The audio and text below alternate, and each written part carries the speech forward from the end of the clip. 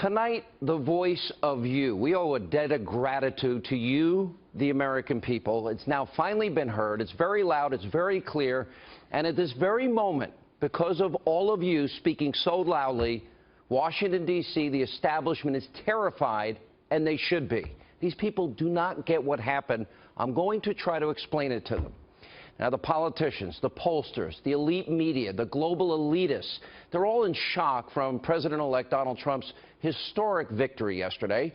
They said this would never happen. He didn't stand a chance in the Electoral College that voters in swing states wouldn't vote for Donald Trump. And guess what?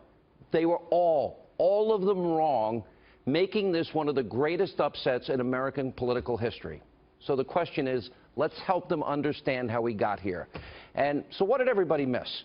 Peace, prosperity, right? They drive elections. And according to our Fox News poll that was released on Monday, 58% of you, the American people, said they're not satisfied with the direction of the country. And that number has been near or at that level or higher since 2009, since Obama became president. On top of that, we saw the exit polls from last night. It showed that a combined 72% of voters, that's you, are dissatisfied or angry with the federal government and how it's not working. Now, Donald Trump won 77% of those voters who said they're angry. You also have to look at the 40% of voters who said they wanted a candidate who could bring about change. 83% of those particular voters, they voted for Donald Trump. Now, to me, it's pretty obvious why voters felt that way, because the last 8 years have not been good under President Obama. Look at these numbers. Pay very close attention. These are real people, real Americans, real suffering, needless suffering. The lowest labor participation rate since the 70s. Almost 95 million of our fellow Americans are suffering and out of the labor force. The worst recovery since the 1940s. The lowest home ownership rate in 51 years. We now have 43 million of our fellow citizens on food stamps, 12 million more since Obama took office. Over 43 of our fellow citizens, 43 million Americans, they live in poverty. That's up over 8 million since Obama became president. Right now, we have 1 in 5 American families. They don't have a single member of their family in the labor force, in the workforce.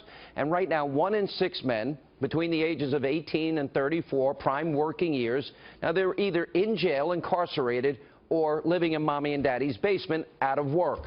And by the time President Obama leaves office, he will have accumulated more debt for this country than all 43 presidents before him combined. Now, everything that I just showed you, it isn't just the numbers. It's not government data. It's, for bureaucrats to say, oh, 43 million, okay, we'll look at that.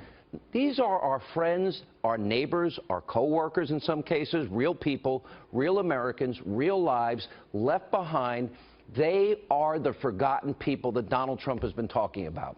He talked about the forgotten man, the forgotten American. Now, President Obama deserves a lot of the blame for this suffering, but so do the Republicans in Washington. They did nothing to stop Obama's agenda, even though they promised over and over again that they would. Republicans, at times, they were timid, they were afraid, they were spineless, they didn't want to take a stand. Republicans sat on their hands while President Obama exploded and doubled the national debt. Now, they have the enumerated power of the purse, but they refused to use it because they thought there would be political fallout and they may lose their jobs. Then you have the promise of Obamacare. Repeal, replace Obamacare. All right, well, that's one of the biggest lies ever told by government in American history. Remember, you like your doctor, you keep your doctor. Like your plan, you keep your plan. And on average, the American family is going to save $2,100 per year with Obamacare. A complete government failure, epic fail lie. The complete opposite happened.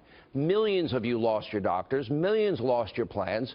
Obamacare premiums have been surging by double digits. Even this year alone, many Americans have seen, what, $5,200 increase in health care costs? On average, since Obamacare went in place, $4,100 increase per family. You didn't save any money. And some states are now seeing a 100% increase starting in 2017.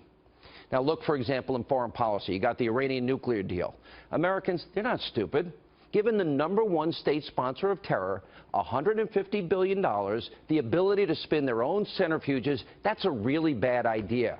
and you don't pull out of Iraq for pure political purposes, ignoring the American lives, the blood, sweat, the treasure, the tears. You know, these guys fought, bled, and died for cities like Fallujah and Ramadi and Tikrit and Baghdad and Mosul. They won those cities.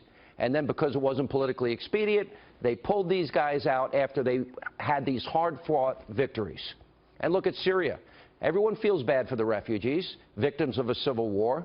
But if you come from a country or an area of the world that has values that conflict with our constitutional republic, then it might pose a danger to America if we let them come here.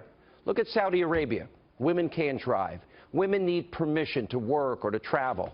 Marital rape in some of these countries is not recognized, and marital beatings not recognized. Gays and lesbians can be killed and thrown off the tops of buildings. And, of course, you can't build a church or a temple in a country like Saudi Arabia. Then there's Benghazi. Remember Hillary's failure? 600 separate requests for additional security before the attack. All of them ignored. 4 Americans died. It makes a big difference. Now, we failed the American soldiers, and I'm telling you that happened all from Washington. Let's look at African Americans in America today.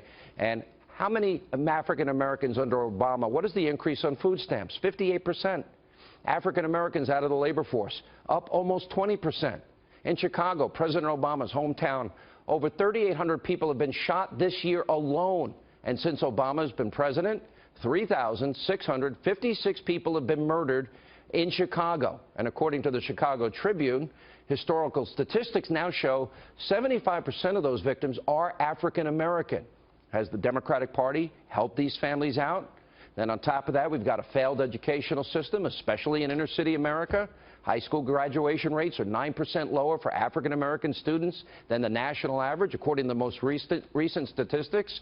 The high school dropout rate for African American students is also higher than the national average. The results should be much, much better that the U.S. is now ranked 4th in the world on per pupil spending, and it works out to be $11,600 per student. Despite the high spending, America ranks 17th in reading, 19th in science, and a whopping 26th in math. $11,600 a student? Donald Trump's going to send that money back to states, towns, municipalities, and then parents and local politicians can make those decisions. Also, you want to know what this election was about? Look at America's open borders. They're a mess, and they're not secure. And Americans knew that if Donald Trump actually builds that wall, then it's less likely that people will cross into the country. It'll also mean that Americans won't be competing with illegal immigrants for the few jobs that are available, driving down wages. And lastly, Americans know that we can become energy independent, and that means we don't have to deal with countries that hate our guts. We have more natural resources here in America that will literally, the lifeblood of our economy, that will fuel this country for generations to come, create millions of high-paying jobs and careers. Now, by the end of this week, I will outline the agenda that I believe that the forgotten people need so that the rungs of the ladder will be put back in so they can climb to success themselves. Those Americans that all these D.C. politicians, Republicans, Democrats, have ignored for way too long. Get people back to work. They can climb out of the pit that big government has put them in. I said that I'm, going to spend a lot of time naming names on this program. I'm not sure if I will. I want the agenda advanced and as quickly as possible. Now, I'll say this to the politicians in Washington. I don't care if you have an R before your name, a D before your name. You either get on board solving these problems for these suffering Americans, I'm done with you. You either fix the problems, do your job, risk your career, be bold, be courageous, show vision, or get out of the way. That's how I feel. I'm also going to be calling out the abusively biased and corrupt media. WikiLeaks has shown us there is corruption in our media at a level we have never known. It's an informational crisis in America, and it is doing the American people, you, a grave disservice. Back in 2008, I said journalism was dead, but as WikiLeaks has exposed, it's far worse than any of us ever imagined. We now know that Donna Brazile over at CNN, the Clinton news network, she's handing over debate questions so Hillary can cheat. CNN is asking the DNC for questions that they should ask Donald Trump and Ted Cruz and Carly Fiorina during interviews. Reporters asking the Clinton campaign for approval before they publish their stories. These so-called journalists allowed the campaign to edit quotes. John Harwood, CNBC, he was offering the campaign advice and bragging about going after Trump when he was a moderator at a debate. Well, that's the least of it. Now, WikiLeaks exposed how dozens of so-called journalists from all these major outlets, except the Fox News Channel, were invited to eat dinner, wine and dined by John Podesta at his house. We'll be getting all of that out to you, but let me show you what this election is all about. Look at this painting right there. I love this guy. His name is John McMartin. Let's put it full screen if we can for a minute. It's called The Forgotten Man. And if you look there, there's a President Obama stomping on the Constitution. And there's all the presidents, obviously before Donald Trump, and there's that guy on the bench sitting there, and he's the one that has been left out. The people of Wisconsin, Ohio, Iowa, the people of Michigan, Pennsylvania, and all across this country, they saw this election for what it was: massive government failure, a massive decline, a precipitous decline in this country, and men and women, our fellow citizens, forgotten, like that guy on a bench. That's what this is about. And Donald Trump, the outsider, says he's going to fix these problems, and we have to wish him well. That's what nobody saw in this historic election. You saw it.